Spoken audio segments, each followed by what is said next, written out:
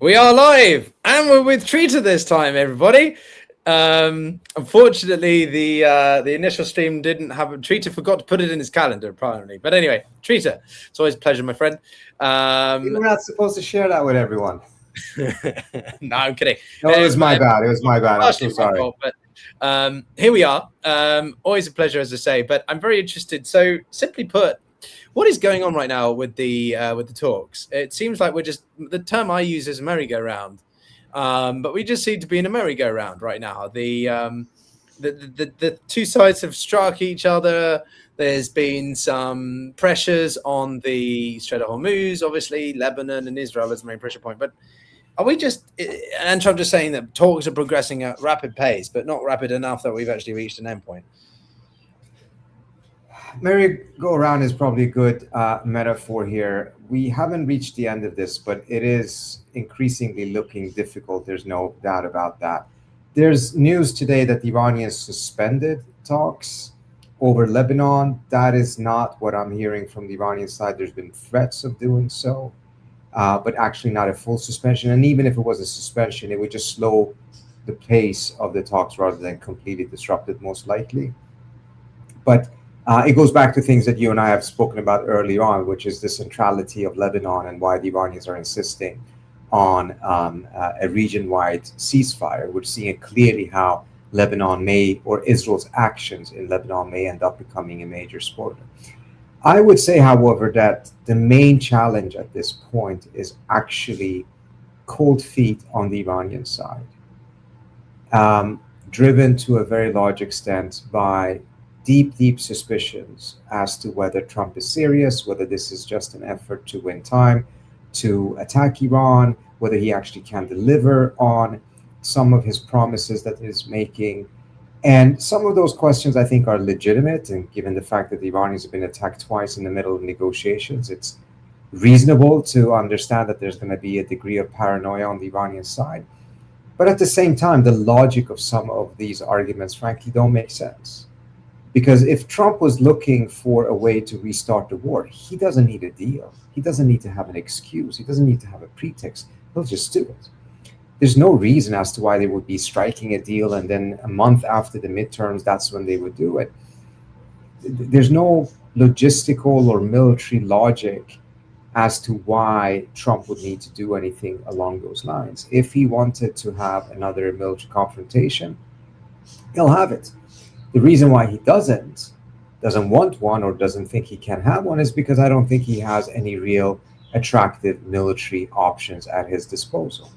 So I think we're in a situation in which Trump's own conduct, the manner in which he has been so untrustworthy, has really triggered the paranoia that exists on the Iranian side, which to a certain extent certainly is justified given their experience, but to a certain extent is just paralyzing them at this point.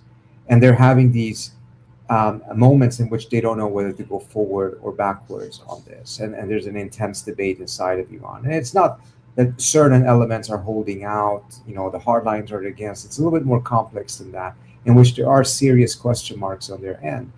But some of those questions should have been asked in the beginning of the negotiations, not at this very last moment. But is that more based on the internal reservations of the IRGC, of the Islamic Republic, or based on purely Trump's bipolarity, his sort of seemingly schizophrenia of what he says on one tweet versus another? Certainly, Trump's own conduct has made it much more difficult. There is a tendency on the Iranian side to really read into a lot of what he says and take it very seriously and become very, very suspicious. But I've had conversations with folks on the other side, and it's interesting. At some point they say, well, we don't understand why he agreed to some of these things. It sounds too good to be true.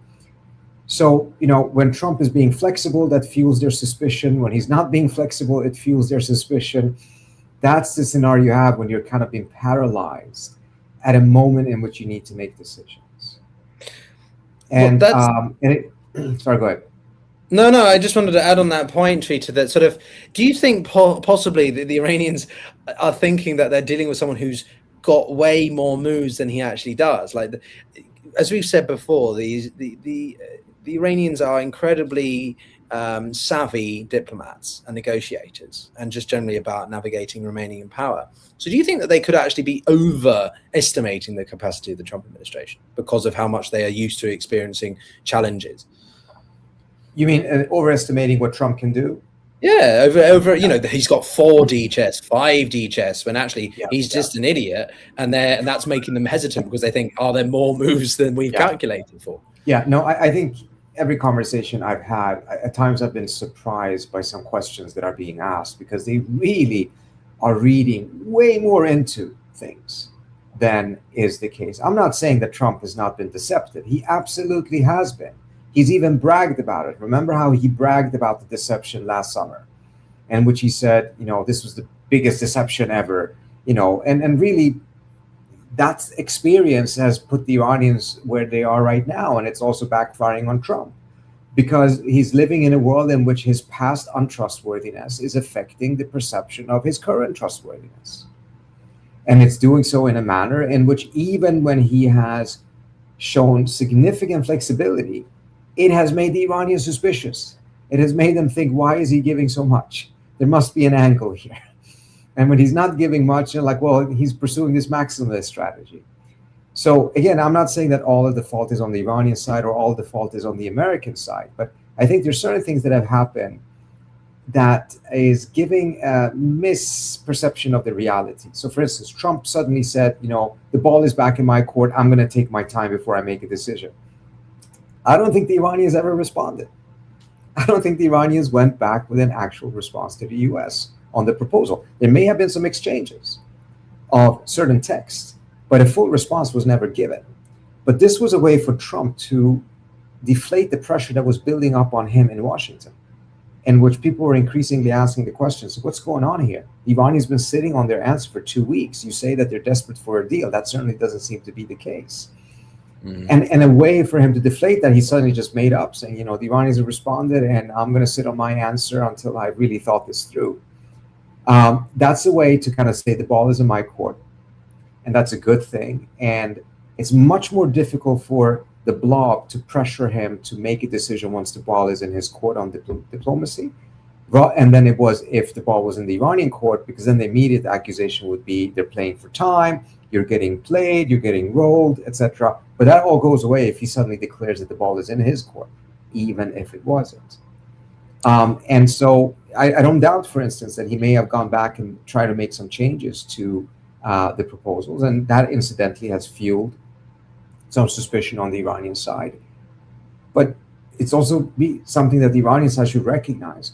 Part of the reason why he may be doing this, I'm not 100% sure about this, but this is my read of the situation, is because you didn't respond to the previous proposal. And during this period, he's been put under tremendous amount of pressure in Washington. So now he's trying to change some of these variables to make himself look better in Washington.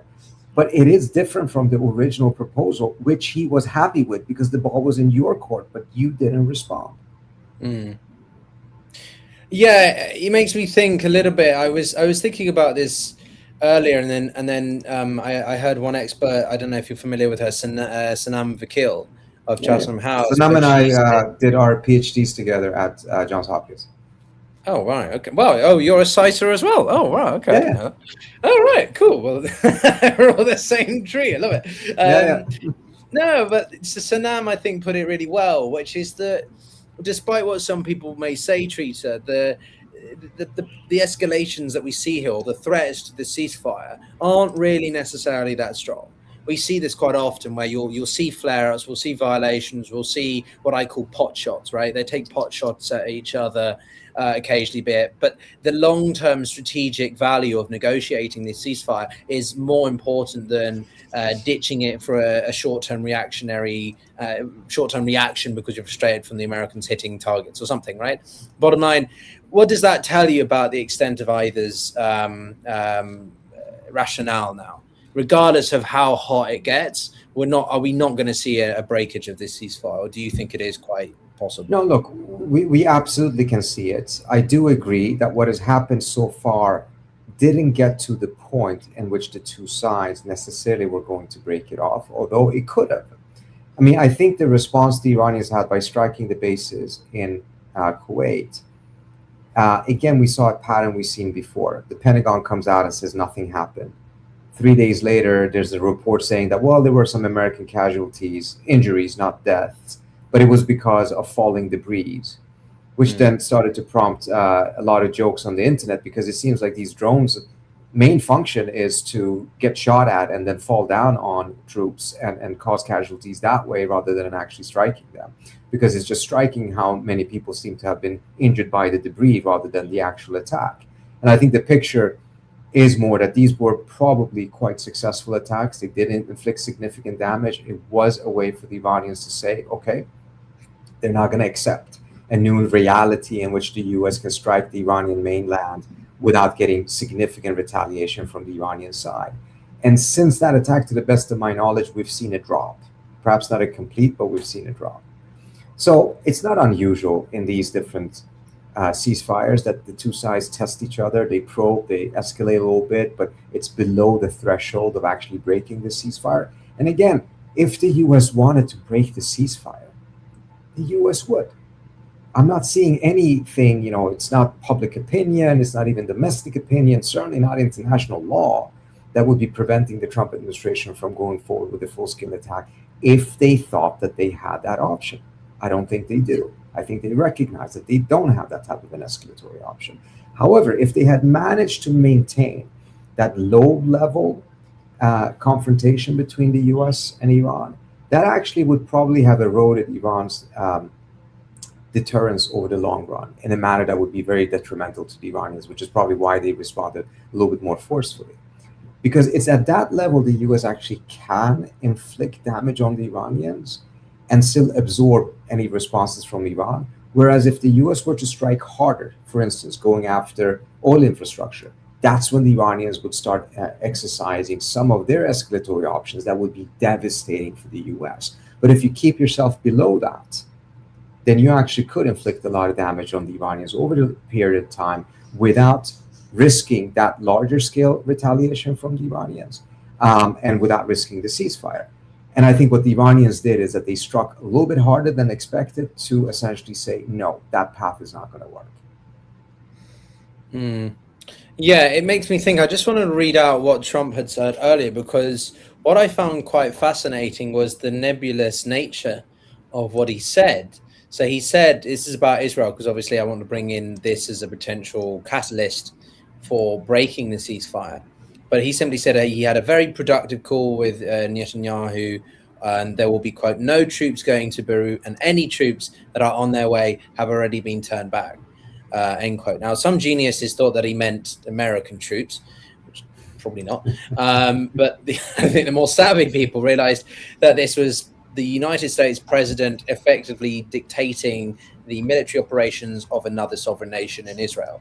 And so this obviously triggered a lot of MAGA individuals. And I'm just quite curious, therefore, how do you interpret that? Is it, am I overreading this, or does it really expose sort of the power dynamics between Bibi and Trump, right? Some people say it's all driven by Israel's manipulation of Trump, but clearly Trump is putting his foot down with the extent that the Israelis can call the shots in this broader conflict.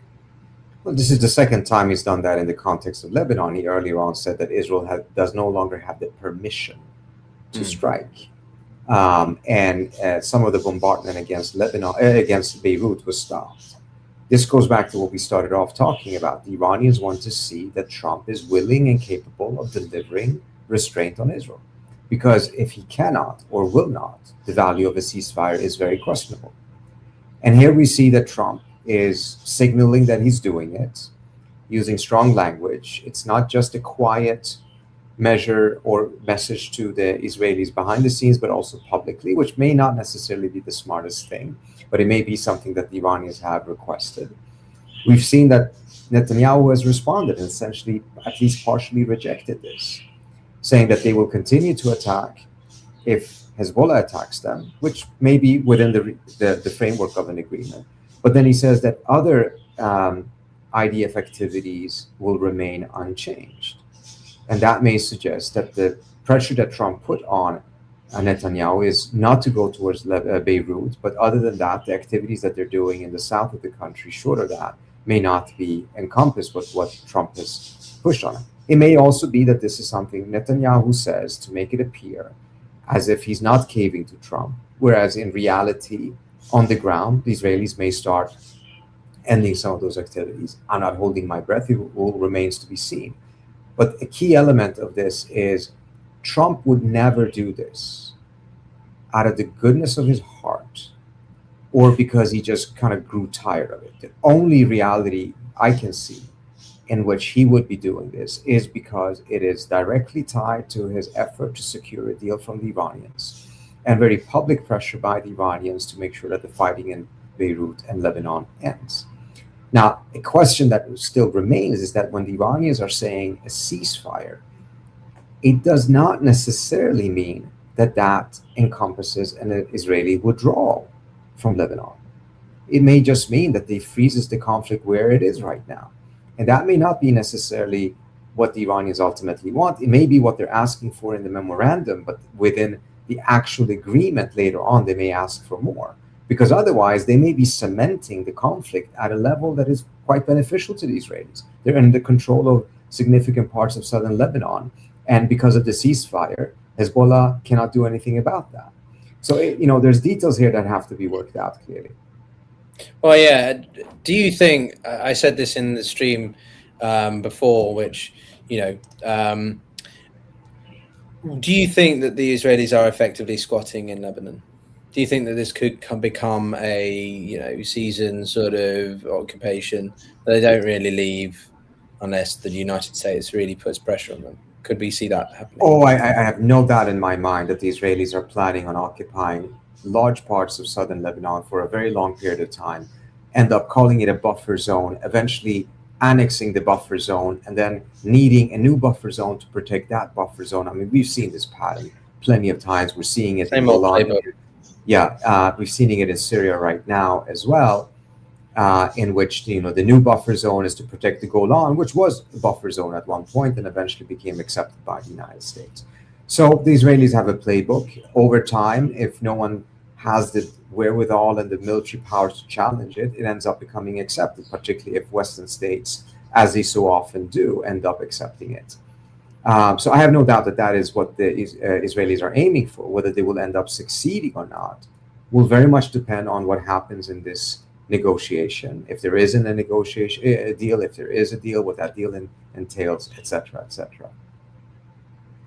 Yeah, no, I mean, it's the same old playbook to me. I used the Syrian example just, an hour ago in that stream. And I should also emphasize that we are streaming on Substack, guys. So do be sure to check out Trita's work on there as well as mine. We're doing more together across platforms now, which I think is pretty cool. But yeah, Trita, I guess, my penultimate question is simply, how far can the Israelis go? How far do you think the Iranians can be pushed before they were like, okay, we've actually had enough, we are going to pull out? What would be their threshold?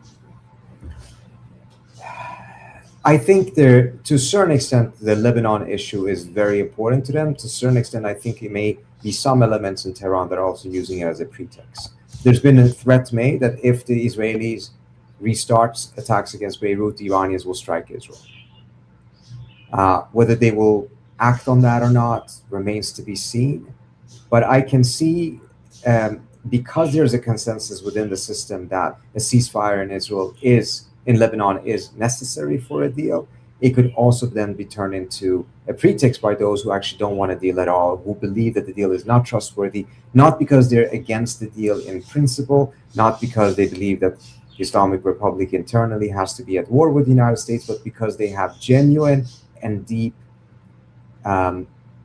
question marks about the trustability of the US here, and that Lebanon ends up becoming where it all breaks down, partly because the US couldn't deliver Israel, partly because the Iranians, some elements there, thought that one more round of fighting may end up being to their benefit before there's any return to negotiations.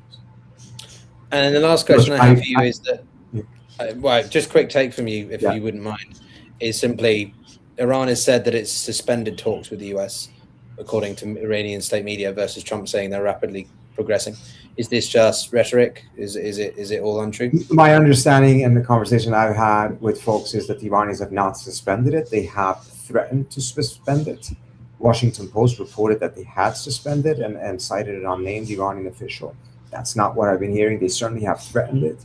I don't think it's happened yet. Could it happen? It certainly could happen, but I think the suspension threat and the fact that they're using the word suspension, which means they're not breaking the talks, there is a pause until certain conditions change, rather than a complete break of the talks. So this is one step beyond what we've seen in the past, in which the ceasefire is challenged, but it's not at the threshold of actually completely breaking it. This is one step further, because within that ceasefire, they're temporarily pausing it. But to the best of my knowledge, they haven't paused it. They just threatened to do so. Well, that came out in the last half an hour. But thanks, Trita. Always a pleasure with you. Thank you so much. Appreciate it. Take care, everyone. Thank you. Thanks for watching. Well, that was Trita, everyone. Thanks for watching.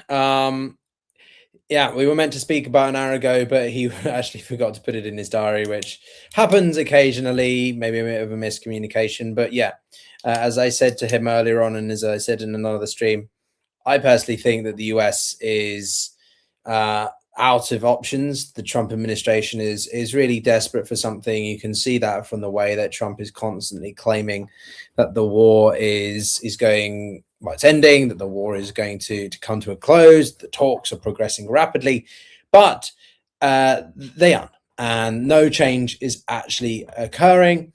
The situation between the two is just going round and round in circles. That's why I use the term merry-go-round, because it adds a certain hilarity to just how pathetic and bizarre this situation is. I made it clear very much that the ceasefire doesn't break simply because these two take pot shots at one another. That's why I wanted to ask Trita his take on that. But yeah, simply the United States and Iran will continue to strike one another occasionally, because they consider they need to demonstrate they have that military capacity, that they're not unwilling to still use military force, military might if they need. But ultimately, does that mean that they're going to return to full-scale war at the same level that we saw in, well, earlier April, let alone, so I'm just repositioning my seat here. Are they going to return to the full-scale conflict that we saw in April, let alone March, with aerial combats and engagements? Absolutely no way in hell. We are never going to go back to what we saw over March, at least in this sort of round of conflict. It may well drag, to see some of you writing, it may well drag to 2027.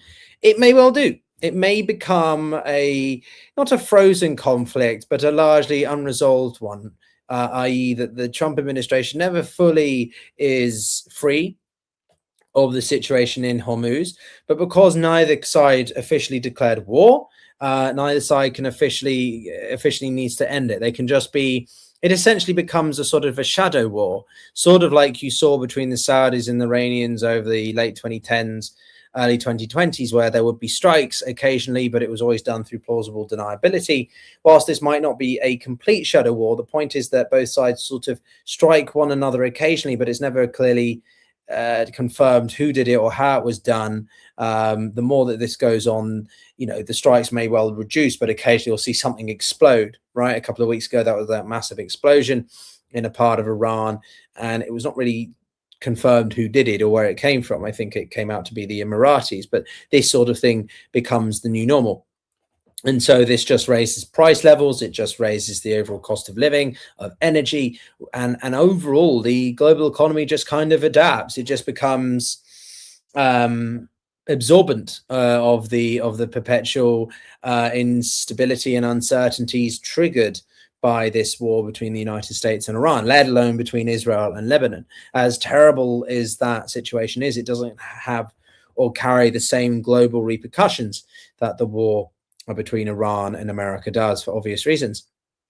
But of course, it doesn't end there, because this then compiles on top of the war in Ukraine, which is intensifying right now, and the overall strategic competition between the US and China. None of this happens in isolation.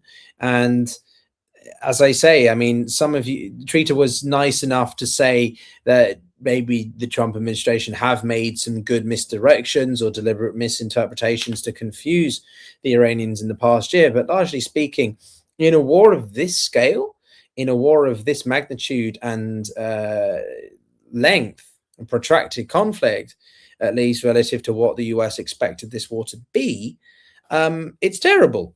It's not going to benefit the US longer term at all. And I just find it absolutely crazy that there isn't a more concerted effort by the United States government, or by Trump at least, to try to wrap this up. The longer that this gets closer to the midterms, the more unlikely it's going to be forgotten by those who are in the midst of the midterms or voting. American taxpayers are going to be thinking about their income, about their wallet, about inflation, about things closest to home. And a war in the Middle East, despite the initial polls showing the support for this, are yeah, it's absolutely clear that they do not have any long-termist visions in mind. And as I asked the Trita, just to share my sorts of thoughts for a second, when he says about no troops, I think, yes, there was no permission, but the one thing I wanted to push Trita a little bit on was simply the yes, the permission was about airstrikes, but that's quite a lot different to ground troops, right? Actually saying to your ally, no, you can't put boots on the ground.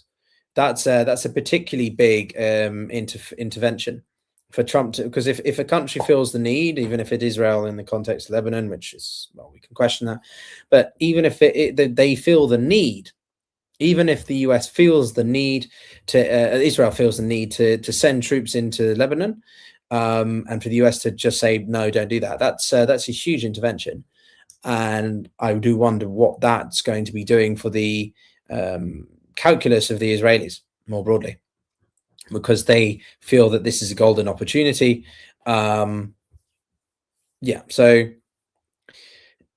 yeah, and yeah, I think the slush fund, as you call it, is a huge deal. I saw that earlier. Just seeing here, like, this is all coming to head. Basically, Trump's domestic situation is becoming such a shit show right now. That isn't a merry-go-round, that's a shit show. That he can't sustain this, but he's not going to be able to back down, right? Trump wants, they're trying to keep the pressure on Tehran to make the concessions by demonstrating that they are close and capable of causing that damage, right? That's simply what I think I was trying to get at earlier, or in the first part of the stream before Trita joined us, which is simply that by making these strikes, they're not even about actually trying to destroy the targets. They're largely just symbolic. They're just trying to show the Iranians, we're here, we can still cause damage, we can still up the pressure. But the Iranians are reminding the US that their determination to resist is undiminished, and if necessary, motivated to attack the US and its wide infrastructure across the Gulf states, right? This whole point was about establishing a comprehensive ceasefire, but for the best part of 6 weeks, 2 months, we've had a fragile ceasefire, and now we have the underpinnings of a MOU. But an MOU, or memorandum of understanding, is largely fuck all indifferent, excuse me, to a ceasefire arrangement. It's just a more pretentious way of saying, well, we have a ceasefire, now we're trying to layer stuff on top of that. But there's nothing actually of substance there. There's nothing actually of substance to what an MOU does. It's not legally binding, and the Iranians are going to require a price for this, right? Be that the form of sanctions relief or unfreezing some of their assets in exchange for reopening the Strait of Hormuz, which is any of that is a prerequisite for those proper negotiations. Again, an MOU is just outlining what you intend to actually talk about, what you actually intend to try and get resolved. It's just it's sort of like if you're writing a report and the MOU is just the contents page. If anything, it's the contents page and maybe an executive summary. I think this is quite a good analogy, anyway. But there's no substance there. And MOU is just outlining what you intend to do later down the line. And all the while, the Iranians are allowing a trickle of ships to get through, but charging them for it. On the other hand, the Saudis are pumping oil X, Y, and Z elsewhere to try and get it done, and you've got the Emiratis and Saudis responding to Iran in their own respective ways. Emiratis doubling down on their relationship with the US or even the Israelis, versus the Saudis, who, while they have responded to some of Iran's strikes, they have made it clear that they have been acting very much independently, right? So when the Saudis launched some strikes against Iran, that was purely out of a bilateral frustration. The Saudis are approaching this conflict, this situation right now, this context rather, very much in their own way. They're not doing it as part of a broader coalition or association with the US or Israel. And that's a huge distinction, because they clearly can see the forest for the trees. They can clearly see that this is not going well, and it's not going to the place that they want it to. So they want to distance themselves as much as possible from the war. They want to distance themselves as much as possible from the absolute dumpster fire that is peace negotiations between the Trump administration, or largely just Trump and the Iranians. Because as we've said with Trita before as well, the more that this situation goes on, the more revealing it is how much Trump is undermining his own peace process, how much he's undermining his own team by emphasizing to them, hey, go and do that, but I'm going to go on Truth Social and undermine all of it by swearing or threatening or stating just the complete opposite of what's actually happening here.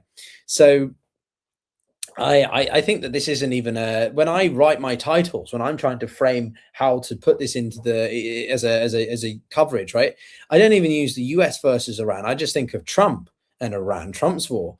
Even some of the hashtags you can use for people to search it, it will literally be just some of the highest search items are Trump versus Iran or Trump Iran, not US and Iran, because the more it goes on, people are seeing this more as a war of conquest or a war of just ego.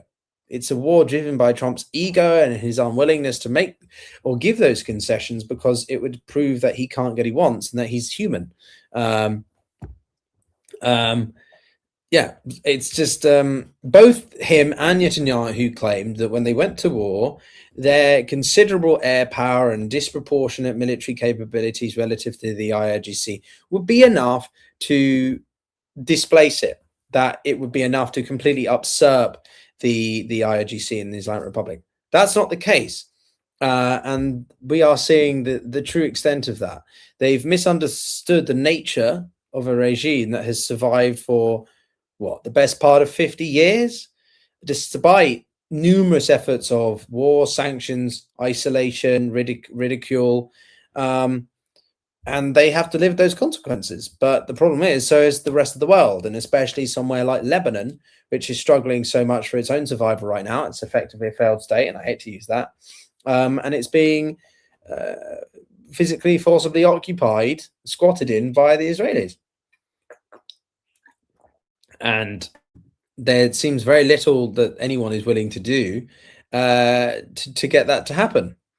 I think the other thing here is that Trump's problem is that the concessions Iran wants to reopen the strait are essentially opposed by many of the people in his own party, his own camp, and basically his own desire to parade that victory, right? He doesn't just want to have that victory sort of partially there. He wants it to be absolutely shouted. He wants it to be paraded as much as possible, to be vocalized. And he's basically, I think, quite allergic to any adverse comparison between a deal he makes and ones that have come before. So I think something that's clearly under his skin, and why I love referencing it, but people clearly see the similarities, is the JCPOA. A lot of people simply see that the JCPOA that Obama managed was actually quite good. Surprisingly, shockingly, if anyone in the know would recognize that it was. But people basically see that Trump's deal, or what he seems to be pushing for, or some of the underlying elements of this MOU, is a JCPOA, but watered down, more diluted, even worse than it was before. So it's a complete madness. to me, that Trump is pushing for all this and continues to ridicule Obama and all that. And I'm not saying that Obama was the best president or that JCPOA was great, or perfect, but it's simply that sort of, well, Trump's saying, oh, it's all terrible, I can do it. Well, okay, why haven't you then? Well, if it's so bad, then negotiate something better, more comprehensive, more sustainable, more in depth, more acceptable, palatable to everybody. And clearly it didn't. Trump hated it. He called it the worst deal ever in 2018 when he withdrew. But yeah, it's pretty clear that the Trump administration is being undermined by Trump. Trump is undermining his own administration by saying the opposite of what people are trying to do, negotiate, and it never stops really going round and round and never getting anywhere that will lead to genuine progress or genuine peace deal. I mean, I don't even know what to say at this point. Lebanon just looks absolutely terrible from the imagery and things that I see online. To be honest with you, I've struggled to really cover it because it's in the context of the broader conflict, but I think it's going to be the big determinant. If the Israelis are unwilling to back down, then they're going to then they may well jeopardize the whole thing. And yeah, the IRGC have said that they've targeted. I'm just reading actually the latest here. So a rocket launched by Hezbollah struck Israeli forces in southern Lebanon. No injuries, but this is largely what it is. The Israelis just occupy southern Lebanon, and there's an occasional rocket fired versus the Israelis launching airstrikes. The Iranians say that they've launched a US-owned commercial vessel with missiles they've targeted. Just these sorts of things that will occur. Interestingly, they did. Yeah, so they took responsibility for the attack on the cargo vessel MSC Sariska in the Persian Gulf. So they said that they hit it with an anti-ship cruise missile in response to US forces striking Iran-bound cargo ship Lian Star. So it's literally tit for tat. It's just proportionate escalation. So on the one hand, you've got the US will strike 3 times and the Iranians will strike 3 times. It's proportionality is one of the biggest parts of international law that the Iranians follow. You've heard me say this many times before, but this is essentially the same thing, that the Iranians are just responding to the Americans in the same level and using that savvy military capability and diplomatic capability to keep the pressure up, the escalation high, but without tipping it over into the next level. Because I think that they really don't want to do that to the point where Trump feels that he can get away with going further. But who's to say that Trump just decides that he might as well just bother with doing it again anyway? He did that with the whole war in the first place. So it's pretty clear that the Iranians are trying to, and then as Trita said, they don't really know how to judge Trump's calculus, and whilst he said it more eloquently than I did, in that I think Trump's just an idiot, the Iranians clearly don't think that Trump's playing some super. Well, some of them do. Some of them, think he's playing 4D, 5D, 69D chess, but he's not, and it's just his pure unpredictability. But maybe that is a strategy. Can we adequately say that Trump's that level of unpredictability is just a strategy, right? Hey, I might bomb you at any point. Okay, we better just take it easy. Netanyahu, who spoke with Trump, and he said that they had another call, and he said that they would strike Hezbollah if it doesn't stop its attacks. They will hit Beirut. Israel's just the Israeli government's just trying to decimate and flatten all of Lebanon at this point. Beirut's a beautiful city. The food, the culture, the music. I've heard it's amazing. I so want to visit, but like the whole thing is completely destroyed right now. But yeah, guys, I mean, I know most of you came for Trita, but I decided to keep talking a little bit because we'd had a good conversation and it made me reflect on quite a few things. But bottom line, this war is going to continue like this. The war we're in now is what it's going to be. Whether it goes into 2077, I don't know. I'm not I don't think we can be confident enough to say that, but simply, we're going to continue at this pace, this level of intensity. We're going to continue at this level for the next several weeks. I assume that this war might be wrapped up by this time when it first started, because I didn't really think these two would have the capacity or desire for this to go this long. But clearly it's going to. And it largely comes down to who gives over the details of the MOU, and therefore who's going to be willing to talk more properly in the actual talks. At the end of the day, this is all posturing, right? They're trying to posture more strongly so that they can dictate the terms in the actual talks. They can come at it from a position of power and leverage in the actual talks, if and when we ever reach that. And last point, I see that you wrote something. Yeah, who blinks first? Exactly. But yeah, I see one of you put, it's possible to prevent Iran going nuclear. Well, that's the thing. So I'll end on this. I'll just repeat it. But nuclear weapon, I think that the Iranians have changed. I think that they realized their biggest nuclear option is not the nuclear warhead. It's the Strait of Hormuz. Now, you might think that's kind of obvious, but I think it goes further than some people have even thought, because they can control the pressure valve of it to such an extent that it affects the exorbitant privilege and duty of the US economy. And because of the way that the US is uniquely related to the global economy as the global reserve currency, whenever it's doing well, the US economy is doing incredibly well. When it's doing crap, it's doing really badly. So I think that the Iranians have had that strategic clarity because of Trump's war with them. And therefore, it's benefited them longer term, because they realize that they don't even necessarily have to risk trying to get a nuclear warhead. Will they still try to, for all intents and purposes? Perhaps. But it's not as much of an urgency. It's not as much of a deal breaker to their survival as a regime, to the deterrence. It's not as their key deterrence is actually the Strait of Hormuz, its geography and the global economy. And it's that kind of nuclear option that they perhaps didn't realize just how much of a nuclear option it was.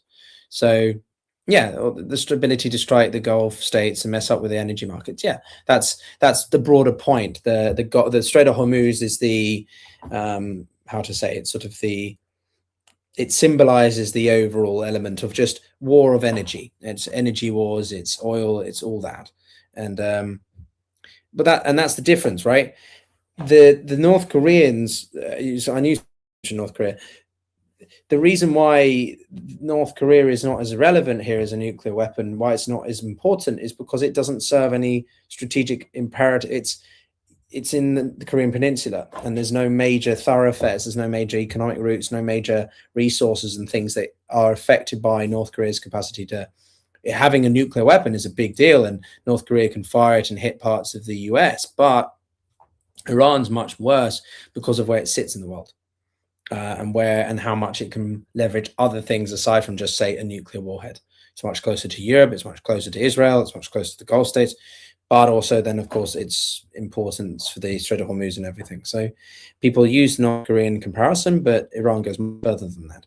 And if it did have a nuclear weapon, it's much more powerful than North Korea in terms of the government is much more, I think, sophisticated and intelligent than the North Korean overall, I don't know, dynasty, whatever word. But also it's just size and history. But anyway, how could Iran kill its leverage? I think it's more of Trump's to lose than it is for Iran's. They can kill it, but that would require Trump to be capable enough of recognizing that. I think we don't talk about it very much, because I think it's just relative to the person or the actors that have more of a role in what could kill it. I think it's more from the side of the US and Trump. I don't think that the Iranians are the ones that are in a worse position to the point that they're going to kill it. Even if they made some terrible mistakes, I just don't think they're in a position which is worse than the US right now. Is it easy? This is a game of chicken. Who can outlast the other longer? And the Iranian economy is looking absolutely shot. But I think most people agree that the political time horizon for the US and Trump is shorter than the Iranian economy is, or at least the economy and the ability for the IOGC to govern.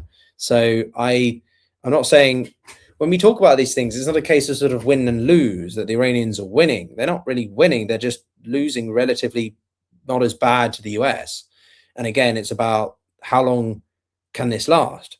If, let's pretend this goes out until 2027, right? Trump's entire election, half of his election campaign or whatever time as president, will be dominated by a war that has completely ransacked the economy and will fuck up any chance, not just him or his MAGA base, but the Republicans more broadly, from winning.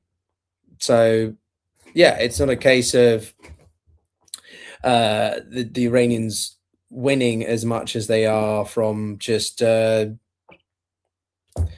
greater time on their side, because the economy has more components to keep it manageable. But anyway, guys, I've spoken enough. Another 45 minutes, 25 minutes of me chattering away. I'm good at this stuff.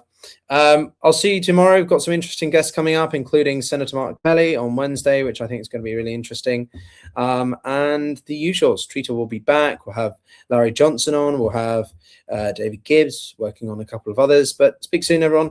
Thanks a lot. And well, MD20, you couldn't be much more you couldn't be more correct than that. But this is why I talk and others just interview. I can do both. Anyway, see you soon.